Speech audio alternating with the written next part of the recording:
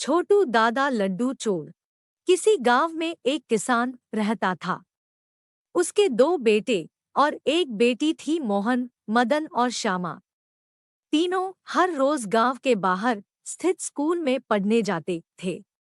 किसान अपने तीनों बच्चों को बहुत प्यार करता था। उसका सपना था कि उसके तीनों बच्चे पढ़ लिख कर अच्छे और बड़े आदमी बने।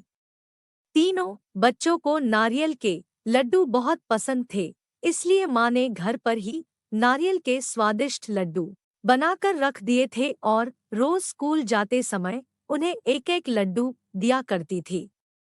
माँ ने तीनों बच्चों को समझाया था कि उन्हें हर रोज सिर्फ एक ही लड्डू मिलेंगे।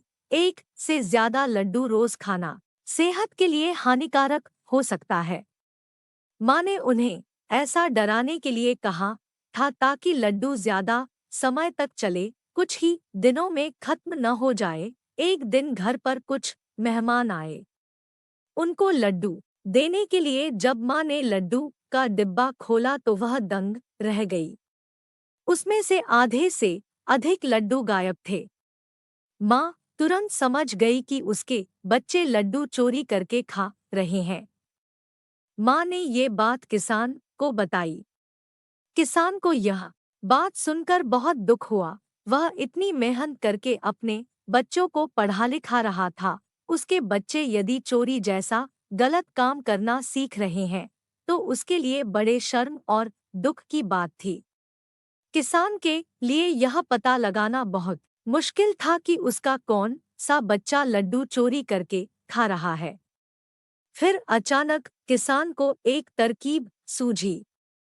उसने अपनी पत्नी को समझाया कि नारियल के लड्डू में नीम के पत्तों का रस मिला दे। किसान की पत्नी को यह तरकीब अच्छी लगी और उसने ऐसा ही किया। दोपहर के बाद जब तीनों बच्चे स्कूल से लौटकर घर आए तो माँ उन्हें खाना देकर गाय को चारा डालने के लिए घर से बाहर चली गई। कुछ ही समय बाद किसान का दूसरा बेटा यानी मदन घर के मुख्य द्वार पर आया। उसने दरवाजे पर ही सब खाया पिया उलट दिया। मोहन का चेहरा उतरा हुआ था और आंखों से खूब पानी बह रहा था। तभी किसान और उसकी पत्नी भी घर के मुख्य दरवाजे पर पहुंच गए। वे दोनों समझ गए कि उनका दूसरा बेटा मोहन ही लड्डू चोरी करके खा रहा था। माँ ने पानी से मोहन का मुंह साफ कराया और उसे घर के अंदर ले गई। किसान ने बड़े बेटे मोहन और छोटी बेटी श्यामा को मदन की करतूत बताई। उन्होंने भी पिता को बताया कि मदन हर रोज स्कूल के रास्ते में पड़ने वाले बगीचे से फल चुराकर खाता है। यह जानकर किसान और उसकी पत्नी को और दुख हुआ। किसान ने क्रोधित होते हुए यह कहा कि कल से मदन अब स्कूल नहीं जाएगा। वह मेरे साथ खेतों में मजदूरों की तरह काम किया करेगा। यदि उसे चोर ही बनना है तो उसे पढ़ाने लिखाने से कोई फायदा नहीं है।